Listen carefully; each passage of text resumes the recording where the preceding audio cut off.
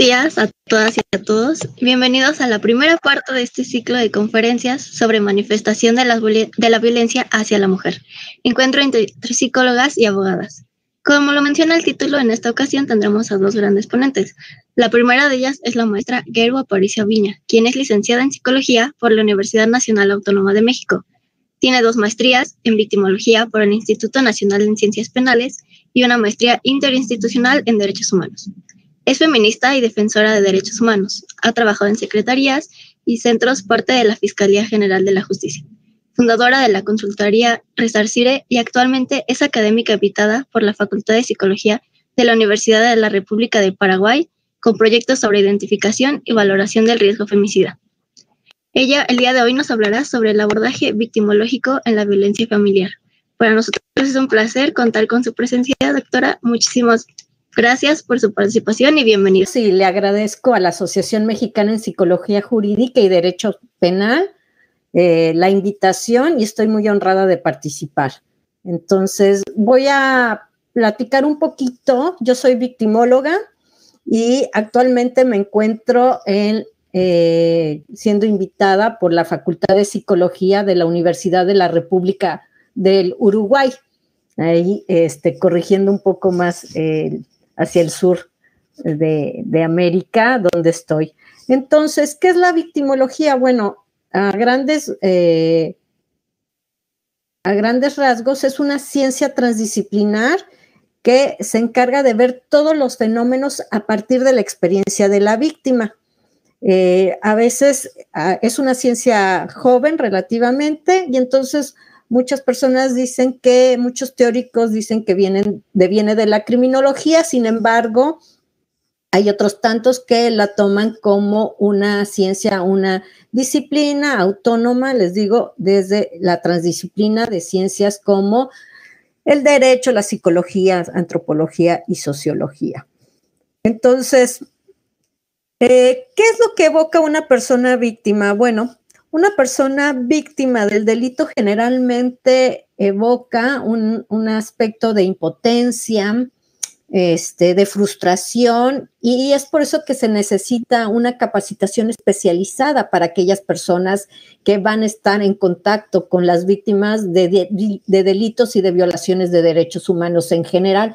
Pero acerca del delito de violencia familiar todavía hay un aspecto mucho más complejo porque hay todo un imaginario colectivo que hemos escuchado en donde se le sigue culpando y criminalizando a las mujeres víctimas de violencia familiar y con esto obviamos o invisibilizamos el papel de quien ejerce el delito. Entonces, ¿cuáles son los principios rectores de los abordajes victimológicos? Bueno, es un enfoque basado en derechos humanos y perspectiva de género. Se prioriza la salvaguarda de vida e integridad física y psicológica de mujeres, niñas, niños y adolescentes. Hay una promoción de la igualdad de género y la no discriminación. Acciones centradas en las víctimas como parte del derecho a las medidas de reparación integral del daño, que es el enfoque psicosocial en las medidas de restitución, rehabilitación, compensación, satisfacción y garantías de no repetición. Tiene también, de acuerdo a lo que mandata la Ley General de Víctimas y sus homólogas estatales, un enfoque transformador para la desvictimización y el fortalecimiento de un proyecto de vida y una rendición de cuentas por parte de quienes cometen los hechos victimizantes. Entonces, a grosso modo, esos son los principios rectores de los abordajes victimológicos. Y también quisiera, pues comentarles ¿qué significa? Para hablar de violencia familiar, primero tenemos que identificar cuál es el derecho que se protege. Y conociendo cuáles son las características de los derechos que son universales, interdependientes, progresivos, inalienables y demás, bueno, pues el derecho a una vida libre de violencia implica que, entre otros, es el derecho a ser libre de toda forma de discriminación y el ser valorada y educada libre de patrones estereotipados de comportamientos y prácticas sociales, culturales basadas en conceptos de inferioridad y subordinación. Y esto sí me encantaría que lo tuvieran sumamente presente porque a partir de aquí vamos a ver cuál es la victimodinámica de la violencia familiar. También en esta capacitación en general para personas del servicio público reconocemos que de acuerdo al primero constitucional, o sea, hay una responsabilidad de proteger a todas las personas de violaciones de derechos humanos. ¿Qué quiere decir esto? Que en el ámbito de todas nuestras competencias hay la obligación de promover, respetar, proteger y garantizar derechos humanos con las características y que también se debe de prevenir, investigar y sancionar estas violaciones de derechos humanos. Otro aspecto a considerar es que la violencia familiar tiene un aspecto de ser un acto de discriminación. La violencia de género es un acto violatorio de derechos humanos, es una discriminación y es un delito. Y entonces también en el artículo primero constitucional nos describe que queda prohibida toda esta discriminación motivada por condiciones, opiniones, discapacidades y demás, para poder entender cómo es esta victimodinámica. Tenemos, o sea, códigos que hablan sobre el delito de violencia familiar, lo tenemos a nivel federal, y quiero que vean que hay un aspecto de ejercicio de poder que es donde vamos a analizar. O sea, violencia familiar es quien lleve actos o conductas de dominio, control, agresión física, psicológica, patrimonial o económica a alguna persona que se encuentre o haya estado unido por vínculo matrimonial, parentesco, consanguinidad, afinidad civil, concubinato o relación de pareja dentro o fuera del domicilio familiar. Entonces es un concepto amplio. Y bueno, también voy a retomar este entregable que desarrolló en análisis la Comisión Técnica para la Transición de la Procuraduría General de Justicia de Ciudad de México a la Fiscalía General, en donde establece que hay una urgencia de incluir la violencia familiar como un delito de persecución prioritaria. Ahora, ¿a qué se debe que en el 2019 y 2020 se llegó a esta consideración? Bueno, dice, se trata de un delito con alta prevalencia entre la población femenina, es el delito más denunciado en la ciudad, aún por encima de cualquier tipo de robo. Las víctimas de violencia familiar son susceptibles de ser victimizadas en múltiples ocasiones y de diferentes formas por el mismo perpetrador. Es un multiplicador de violencia y la persecución de este delito conlleva la aplicación de medidas preventivas. ¿Qué quiere decir? Que se pueden emitir órdenes de protección y de no atenderse, los episodios de violencia familiar pueden escalar hasta convertirse en lesiones y violencia feminicida. A ver. Y entonces vemos, fíjense, dentro de todo el espectro de delitos que suceden en México, en la República Mexicana, les invito a que se consulte la Encuesta Nacional de Victimización y Percepción sobre Seguridad Pública y van a ver que, o sea, 93.20 de todos los delitos que puede haber no se denuncian. Entonces, ven que realmente estamos trabajando con el menos del 7% de carpetas de investigación de todos los delitos. Ahora, a partir de este número de cifra negra, quiero que nos situemos en lo que sería la violencia familiar. Y para eso tenemos la encuesta en DIRE, en donde se dice que el 78.6% de las víctimas de violencia familiar rara vez interpone denuncia. O sea, no pidió apoyo a ninguna institución, no presenta queja, no presenta denuncia, por lo que consideramos que tanto el delito de violencia familiar como los delitos de violencia sexual en el ámbito del sistema familiar son de naturaleza oculta. Solamente van a estar las víctimas la palabra de las víctimas y la palabra del perpetrador. Para conocer, bueno, pues ¿por qué no se denuncia? Generalmente las víctimas dicen que porque se trató de algo sin importancia que no le afectó. Ahora, esto de que no le afectó, bueno, vamos a ver, o sea, si realmente es así o es la adaptación, el hábitus a una condición de vida, ¿sí? Como un mecanismo de afrontamiento en donde se naturaliza y se normaliza esa violencia. ¿Qué otro aspecto se mencionaba? Por miedo a las consecuencias, por vergüenza, no sabía cómo y dónde denunciar, por sus hijos, porque no quería que su familia se enterara, no confía en las autoridades y no sabía que existían leyes para sancionar esa violencia. Entonces vemos un poco de la victimodinámica que tiene que ver con la violencia familiar. Bueno, entonces aquí vemos que se hizo un análisis del 2016 al 2019 respecto a cuáles son las carpetas de investigación que más, bueno, cuáles son los delitos que más se denuncian y se aperturan carpetas de investigación. Bueno, pues tenemos que el delito de violencia familiar, o sea, se denuncia más que el robo de objetos, robo a negocios sin violencia, fraude, amenaza, o sea, vean, o sea, que tenemos delitos patrimoniales, pero arriba de los delitos patrimoniales tenemos violencia familiar como el delito que más se perpetúa en la Ciudad de México.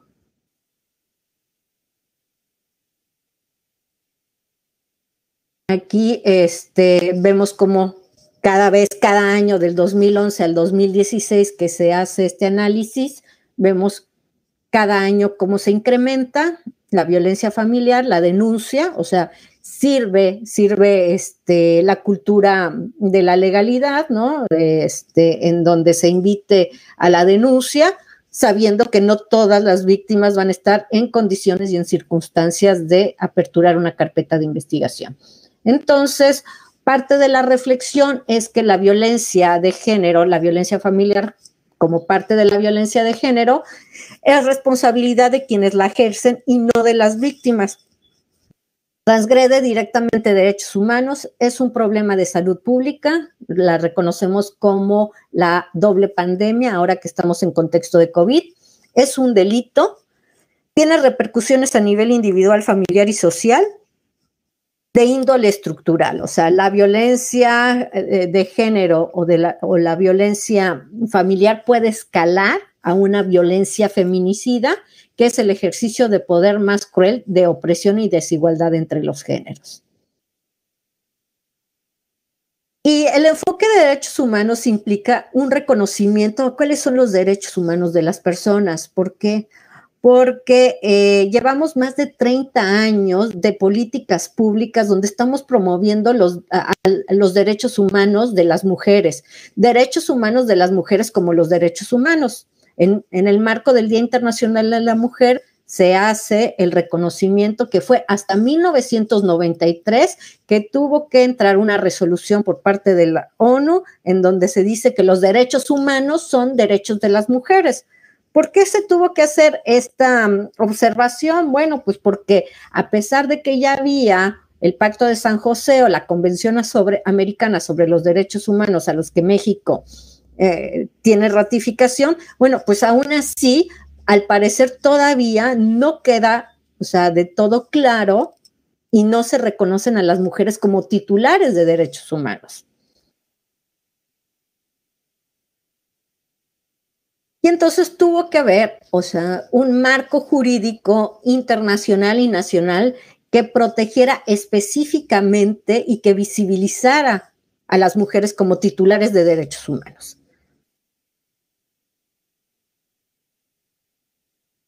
Bueno, entonces entramos ya a lo que es el abordaje victimológico y hay que hacer un reconocimiento. Para erradicar la violencia familiar hay que reconocer un aspecto de la victimogénesis. ¿Qué quiere decir? O sea, empezar a incidir que si es delito golpear a un hombre, es delito golpear a una mujer, por supuesto que es delito golpear a un niño, una niña y a un adolescente.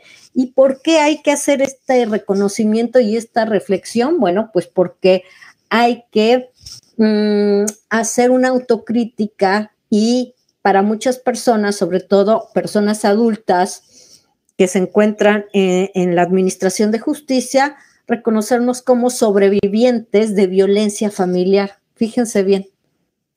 Somos sobrevivientes de violencia familiar, ¿por qué? Porque cuando éramos niños o niñas muy probablemente fuimos criados y disciplinados en un abuso de poder, en violencia que estaba justificada, normalizada y naturalizada como un aspecto de corrección, de límites, de disciplina. Entonces, ese sería nuestro principal desafío, porque todavía vamos escuchando muchas personas que dicen, bueno, a mí me pegaron de niño, de niña, y no me traumé, a mí me pegaron y por eso soy persona de bien, a mí me pegaron porque yo era terrible, me lo merecía, y entonces vemos cómo aquí vuelve a aparecer algo que se llama el síndrome de adaptación paradójica al agresor, que es parte de muchos de las dinámicas que presentan algunas mujeres que viven una situación de violencia, es el pensar de acuerdo a una distorsión cognitiva que se encuentra en un contexto cultural de opresión, que es justificable la violencia. Y entonces este sería como el principal desafío que tenemos, o sea, desmontar la justificación de violencia sobre, o sea, los cuerpos de niños, niñas y adolescentes. Porque la violencia, o sea, es un aspecto que se sigue replicando transgeneracionalmente. Entonces, primero se trata de justificar con base a poner límites y la disciplina, pero cuando hay violencia familiar, también entre adultos, también se justifica que es para, digamos, educar, disciplinar, castigar algo que se simboliza como una transgresión.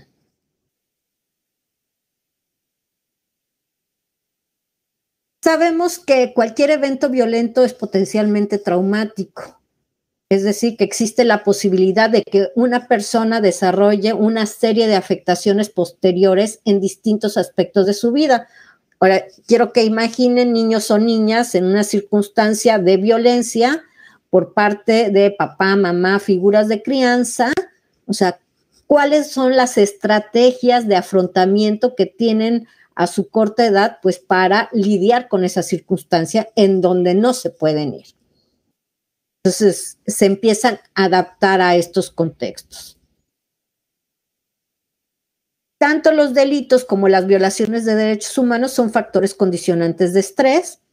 La falta de control de eventos estresantes se puede convertir en un importante factor de riesgo para la salud mental.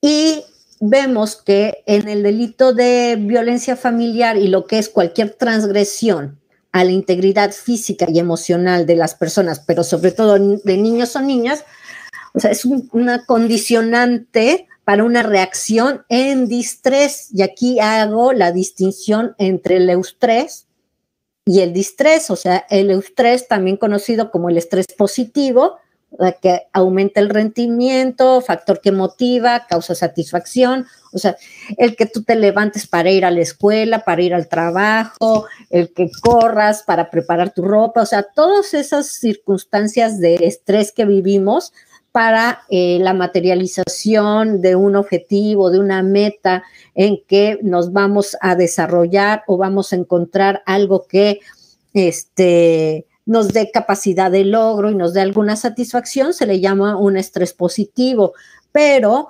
dentro de los delitos y las violaciones de derechos humanos, el impacto que dan estos hechos victimizantes es un estrés negativo.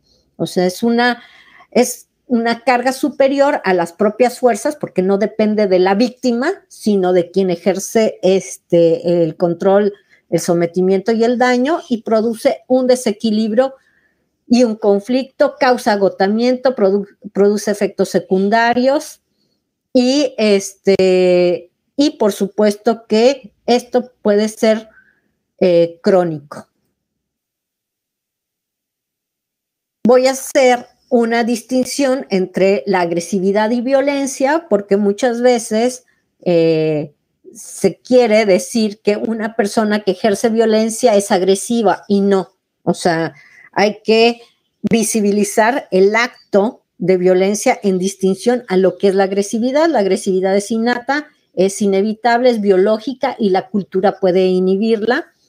Es un impulso para la supervivencia, o sea, es el eustrés. La violencia es humana, es evitable, no es biológica, es aprendida. La cultura puede justificarla o legitimarla. Se usa con el objetivo de ejercer control, dominio y o daño sobre la otredad o sobre otras personas que culturalmente se han simbolizado en subordinación. Y entonces vemos que todos tenemos una línea de vida y cuando viene el impacto de un delito, de un hecho victimizante por delito o violación de derechos humanos, o sea, va a depender de varios factores, pero si hay una amenaza de integridad, si hay lesión seria y si hay inminencia de muerte, por supuesto que vamos a tener distintas afectaciones, ¿no? Y vamos a tener sintomatología de estrés agudo, pero si esto se repite sistemáticamente a través de los años, reconocemos que deviene, de acuerdo al CIE-11, en impactos que se le llama trastorno de estrés postraumático, muy común dentro de la violencia familiar. ¿Y por qué tiene que ver esto? Bueno, derechos humanos, dignidad humana y salud mental. Reconocemos que en la vida libre de violencia quiere decir que se va a proteger la dignidad humana de las personas. Y al proteger la dignidad humana, eso implica que se proteja la salud mental. Entonces, ¿qué es la salud mental? Bueno, es un estado de bienestar en el cual el individuo es consciente de sus propias capacidades y puede afrontar las tensiones normales de la vida, trabajar de forma productiva y contribuir a su comunidad. Entonces, si una persona es víctima de violencia familiar y ha tenido desde que era niña, o sea, impactos de una violencia sobre su cuerpo por cualquier persona, por supuesto que no va a tener todos los recursos fortalecidos, recursos psíquicos, emocionales, físicos, materiales, económicos, de diversa índole para afrontar ese hecho victimizante.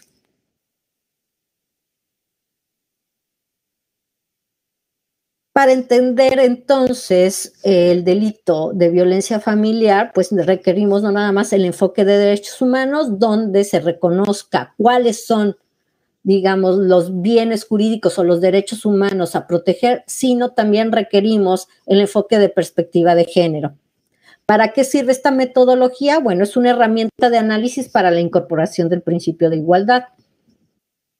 Y desde la Corte Interamericana, en el caso de sentencia de González y otras, Campo Algodonero versus México, se describe que la perspectiva de género no solo implica el aprendizaje de normas en el Código Penal y el reconocimiento de los derechos, sino, o sea, identificar el desarrollo de capacidades para reconocer la discriminación que sufren las mujeres en su vida cotidiana. Así es posible asociar la subordinación de la mujer a prácticas basadas en estereotipos de género socialmente dominantes y socialmente persistentes, condiciones que se agravan cuando los estereotipos se reflejan implícita o explícitamente en políticas y prácticas. También tenemos en la Ley General de las Mujeres a una Vida Libre de Violencia un concepto de lo que es la perspectiva de género. También es una visión científica, analítica y política sobre las mujeres y los hombres. Se propone eliminar las causas de la opresión de género, como la desigualdad, la injusticia y la jerarquización de las personas basadas en el género. Pues tenemos ahí dos conceptos y entonces vemos que la violencia contra las mujeres, la violencia familiar, o sea, es un acto también de discriminación. Toda distinción, exclusión o restricción basada en el sexo que tenga por objeto, por resultado, menoscabar o anular el reconocimiento, goce o ejercicio por la mujer independientemente de su estado civil. O sea, vemos que hay una serie de mandatos en discriminación por estereotipo acerca de cómo se deben de comportar o cómo deben ser las mujeres. Yo en un tiempo que estuve trabajando en la Procuraduría de Justicia de la Ciudad de México, estaba en el área que recibía a los hombres que eran generadores de violencia familiar, tentativa feminicidio o feminicidio, que en ese momento era homicidio, y veías que dentro de sus narrativas, o sea, ellos justificaban la violencia sobre una mujer que no estaba cumpliendo determinados mandatos, o sea, que no estaba siendo buena esposa, buena madre, etcétera. O sea, siempre tenían una justificación, según ellos, para ejercer esta violencia. La violencia de género es violencia estructural. ¿Qué es la violencia estructural? Bueno, a partir de la pirámide del sociólogo Galtung, desarrollo esta imagen en donde reconocemos que la violencia estructural, o sea, la instaura un sistema patriarcal basado en un adultocentrismo y un androcentrismo, que esta violencia estructural, o sea, se alimenta y nutre y fomenta una cultura donde coloca a mujeres, niñas, niños y adolescentes en subordinación. Para eso hay que recordar, por ejemplo, materias como derecho romano, en donde en ese contexto de la Roma antigua, la única persona que tenía, digamos, la titularidad de ser ciudadano eran los hombres, y que las esposas, las mujeres, los niños y los esclavos, en ese contexto, eran reconocidos como objetos. Entonces, de ahí vean que del derecho romano devienen muchos de nuestros códigos civiles, penales, y se estructura gran parte del Estado. ¿Qué es el patriarcado? Bueno, comparto el concepto de Gerda Lerner, es la relación entre un grupo dominante al que se le considera superior y un grupo subordinado al que se considera inferior, en la que la dominación queda mitigada por las obligaciones mutuas y los deberes recíprocos. Y que este sistema patriarcal es un sistema que se expresa en lo social, económico, político, simbólico, favoreciendo la desigualdad entre mujeres y hombres. Y en esta construcción, donde no hay igualdad, cualquier acto de violencia es ignorado.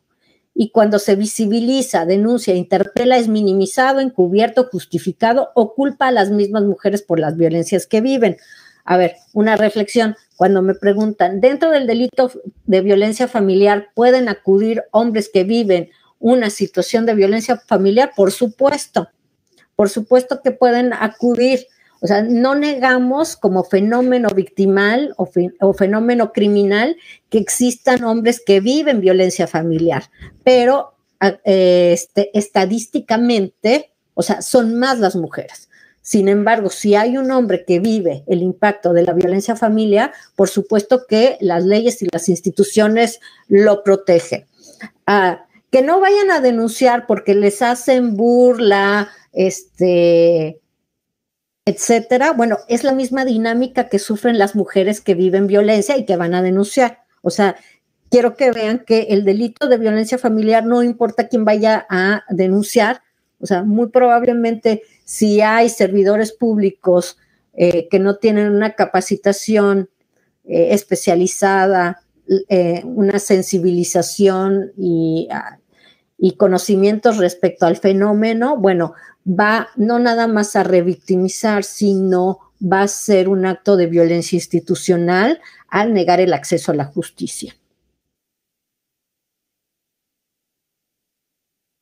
Entonces, el sistema patriarcal, o sea, crea a partir de la diferencia anatómica, un imaginario social sobre lo que significa ser masculino y lo femenino.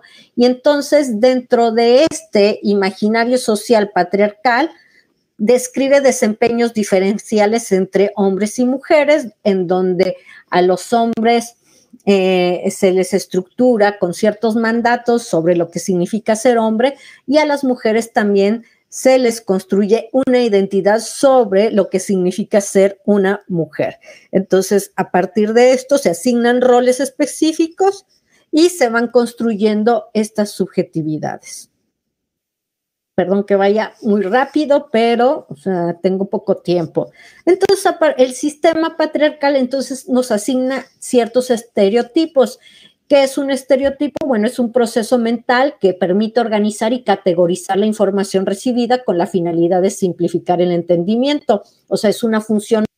Entonces, ¿qué es el pacto patriarcal? Ahora que lo hemos escuchado, bueno, es esta defensa o normalización del abuso que aparentemente estos derechos conllevan. A este pacto le ha tomado construirse más de 2.500 años. Se ha formado a través de valores, costumbres, leyes y papeles sociales que establecen las funciones y las conductas que se consideran eran las apropiadas para cada sexo. Y entonces, imagínense, pues tenemos más de 30 años, les digo, promoviendo los derechos humanos. Las mujeres se asumen como titulares de derechos humanos, pero no ha habido una política articulada, interinstitucional, en donde se trabaje con la deconstrucción de una masculinidad tradicional que sigue ejerciendo poder, control y dominio sobre mujeres, niñas y niños desde esta visión patriarcal que les digo que estamos estructurados culturalmente. Y entonces, la violencia es un abuso de poder sobre personas simbolizadas en subordinación, y las estrategias de dominación son, digamos, los tipos y modalidades que hay en la Ley General de Acceso de las Mujeres a una Vida Libre de Violencia. Entonces son estrategias de control con el propósito de establecer, consolidar, reforzar y restaurar una posición dominante. Hay 4 factores y circunstancias que no residen en el mismo acto de la violencia, sino que la estructuran. 1, la persona que ejerce violencia, fíjense, se tiene que sentir como autoridad, ya sea formal o simbólica. Entonces, por ejemplo, cuando teníamos hombres detenidos por violación sexual a sus esposas, te decían, bueno, es que mi esposa tiene la obligación de tener relaciones sexuales conmigo. Y cuando yo les preguntaba por qué, me decían, porque es mi esposa. O sea, se sentía con un derecho de pertenencia sobre el cuerpo de su esposa. O sea, no la configuraba como una persona titular de derechos humanos, sino como un objeto de propiedad. La víctima, cuanto más se simboliza en subordinación, más fácilmente acepta la violencia contra ellos. Es por eso que las mujeres, cuando atendemos mujeres que viven violencia familiar, o sea, parte de las estrategias de afrontamiento es el fortalecimiento de la autonomía física, emocional, económica y política, ¿sí? Porque hay que, o sea, acompañarlas a que se asuman como titulares de derechos humanos, como ciudadanas, y que desmonten, en pocas palabras, el mito del amor romántico que sigue dejando a las mujeres subordinadas a este orden social patriarcal. Bueno, la situación en que se produce el acto de violencia es que cualquier persona que ejerce violencia se siente víctima. Entonces, parte del perfil, por ejemplo, de los hombres que ejercen violencia familiar es que se sienten víctimas de una mujer loca, de una mujer que desobedece, de una mujer que no cumple el mandato de ser buena madre, de una mujer que no cumple el mandato de ser buena esposa, de una mujer que bebe, que sale, que se la pasa con amigas. Entonces, tenemos todo un bagaje de respuestas y de perfilación de los hombres que ejercen violencia, en donde vemos cómo justifican la violencia sobre sus compañeras, ¿no? ¿Qué más? El grado del daño producido a la víctima, cuanto mayor sea el daño, pues más justificado tiene que aparecer el acto de violencia. Entonces, muchos me decían, bueno, es que yo le pegué porque ella me engañó, es que yo la caché que andaba con otro, que me era infiel. O sea, tienen que tener, según ellos, una justificación para este acto de violencia. Bueno, recordar que entonces la violencia es una ofensa a la dignidad humana y una manifestación de relaciones de poder históricamente desiguales. Toda actuación del servicio público, todo lo que representa el Estado, recordemos que deviene de una base patriarcal, o sea, de ahí que sea importante el enfoque de derechos humanos y la perspectiva de género para comprender que no se trata de fenómenos individuales, no es una pareja tóxica, no es una mujer codependiente emocional, codependiente económica, que quiere que la mantenga. No, o sea, tenemos que ver el fenómeno de la violencia familiar, o sea, dentro de un entramado cultural que sigue justificando la violencia sobre las mujeres y las quiere en una circunstancia de subordinación en general.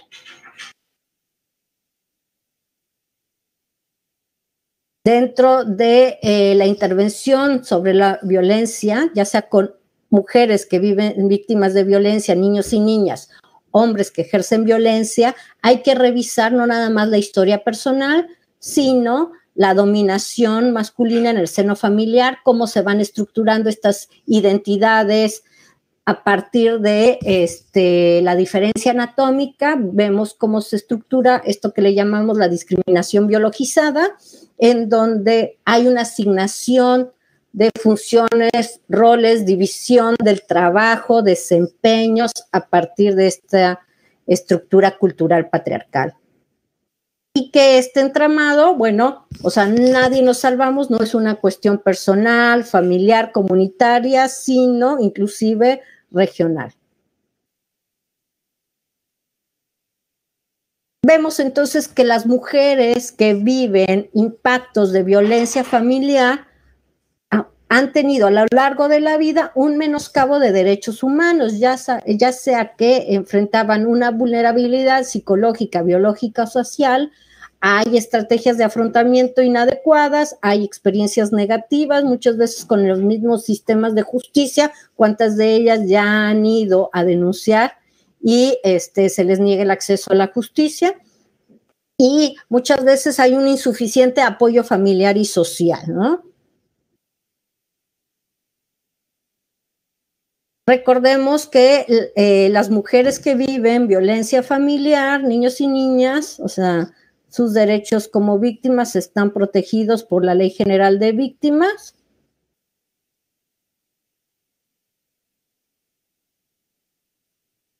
Y que dentro de la violencia familiar vemos que son graves, expresiones de graves inequidades de poder aprendidas y naturalizados en el proceso de socialización por el que transitan no nada más las mujeres, sino los hombres, y que vamos replicando.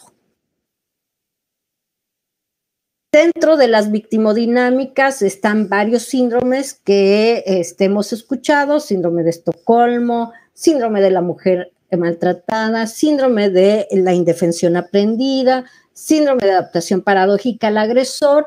Pero, o sea, hay que tener cuidado de no dejar todo esto en el ámbito, digamos, nada más y exclusivo de la psicología, porque si seguimos con esa narrativa, es seguir poniendo los ojos sobre las víctimas, cuando las víctimas hacen todo por afrontar la circunstancia de menoscabo de derechos humanos. Entonces, ¿hacia quién tenemos que observar? O sea, es a quien transgrede la ley, a quien está cometiendo el delito. Y en fenómenos como este, que dicen, no, es que la golpeaba, pero luego se arrepintió de denunciar y ya le otorgó el perdón, etcétera. O sea, todos estos tipos de comportamiento y de afrontamiento, O sea, son mecanismos de defensa. Una mujer, por ejemplo, que es golpeada en la calle, ¿verdad? Sabemos que ella está en un riesgo feminicida, porque imagínense este hombre, si ya, si el delito de violencia familiar es un delito de naturaleza oculta y ya hace una transgresión en espacio público, ya se pueden imaginar, o sea, cómo es la violencia que vive esta mujer en su casa.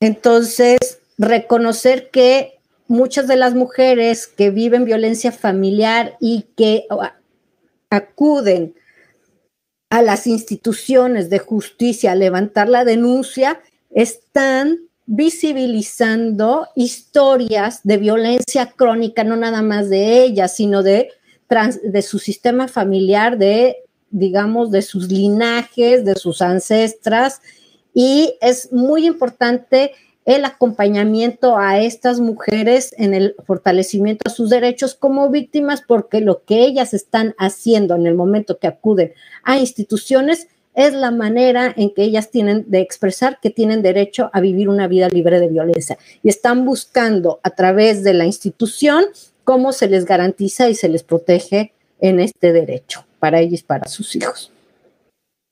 Preceptos básicos para la comprensión del trabajo con hombres que ejercen violencia familiar.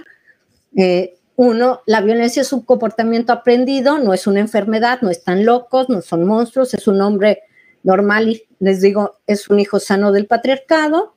Las conductas libres de violencia también se pueden aprender. Los hombres que ejercen violencia son 100% responsables de sus conductas. El comportamiento violento tiene un propósito y es intencional. El comportamiento violento es una decisión. El comportamiento violento hacia parejas mujeres está integrado por históricas, culturales y políticas circunstancias y se emplea para preservar el ejercicio de poder. El comportamiento violento asegura el control y dominio sobre cuerpos que se simbolizan en subordinación. El comportamiento violento no es un destino inevitable. La violencia familiar no queda restringida a un único contexto y hijos e hijas siempre se van a ver afectados por la violencia familiar, por aquello que luego se dicen, bueno, es que los hijos o las hijas nunca vieron, no se dan cuenta, no estuvieron. Por supuesto que captan y también son víctimas directas de esta violencia. Aquí les presento el ciclo de violencia, pero, o sea, con el enfoque desde quien comete el delito. Les digo que, o sea, hay que visibilizar a quien transgrede, no a las víctimas que con sus recursos intentan afrontar y resistir los impactos de violencia y de vulneración de derechos humanos. Hay muchas respuestas de las mujeres para la sobrevivencia, o sea, hay conatos de denuncia, hay una respuesta de negociación, o sea, buscan, por ejemplo, que cuando van a denunciar, cuando tú les preguntas a las mujeres, bueno, ¿qué quiere? Te van a decir, quiero que me deje de golpear. Quiero que me deje de golpear porque es un buen padre, es un buen hombre. Entonces las castigamos y las criminalizamos y decimos, ay, o sea, no se quieren divorciar. A ver, no, ellas lo que quieren es que las dejen de golpear, de insultar, de menospreciar, de cosificar, de violar, y es parte de su derecho a una vida libre de violencia. Quienes están en la obligación de crear mecanismos y estrategias son las instituciones, es el Estado. Respuesta de resistencia, todas. Cuando una mujer vive violencia, tiene también conatos para una ruptura, o sea, nadie le gusta que la violenten, o sea, hay que desmontar eso de que es que les gusta que las maltraten, obvio no, o sea, hay un análisis complejo de por qué sostienen o por qué se quedan, pero, o sea, por supuesto que buscan dentro de sus afrontamientos varios estilos de ruptura. Hay rupturas rápidas y definitivas, hay rupturas en contra de sus sentimientos y creencias,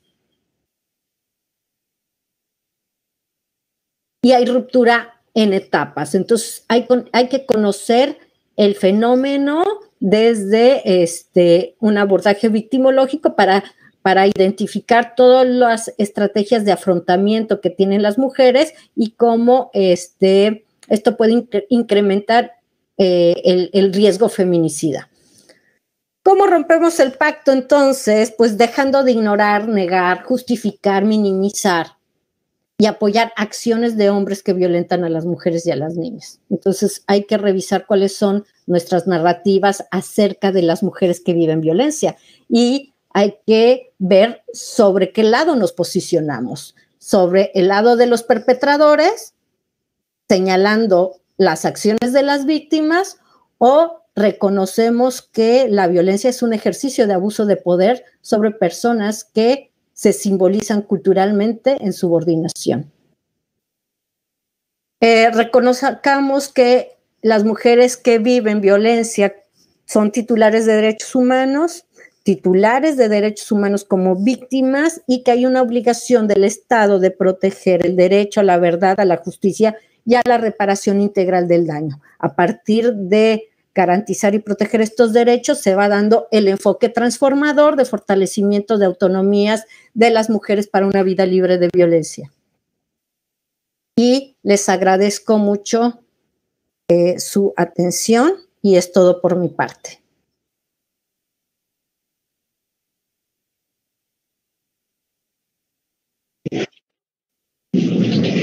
Ok. Por cuestiones ahorita de tiempo, me gustaría primero comentarle o preguntarle respecto a su fundación, a la consultoría, que nos cuente un poquito cuál fue el interés de realizarla y qué es lo que se hace ahí. Cinti, qué bella. Creo que eres de las pocas personas que me ha preguntado eso.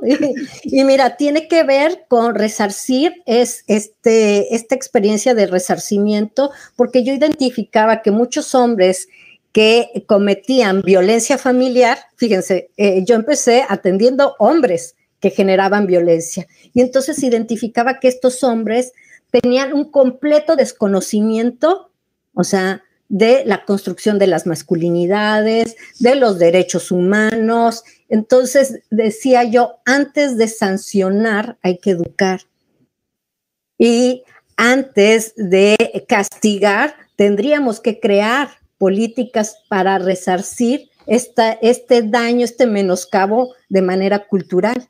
Entonces, de ahí viene el concepto. O sea, la violencia escala. Un hombre que genera violencia, o sea, se siente víctima y empieza a escalar. También otro aspecto desde la victimología es que se sigue pensando que las mujeres que viven violencia no van a responder. Y por supuesto que hay que desmontar esa idea de que la mujer que vive violencia va a estar deprimida, callada, sin decir nada. Se defienden. Entonces, de ahí viene el resarcir tejido social. O sea, me importa que el enfoque victimológico sea en una cultura de vínculos en buenos tratos. Gracias, Cinti, por la pregunta.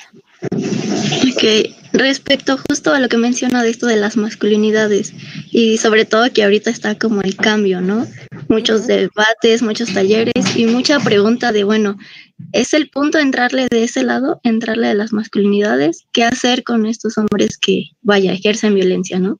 Bueno, de entrada, por ejemplo, yo lo que les decía es que si una mujer no quiere o no puede por sus circunstancias levantar una carpeta de investigación, digo, bien pueden emitir las autoridades una orden de protección. Una orden o una medida de protección es un mecanismo muy noble porque hace que, ya sea Ministerio Público, juez o jueza, le llame al hombre y que de ahí pueda ser derivado a un proceso reeducativo que hay, por fortuna, en la misma Fiscalía de Ciudad de México.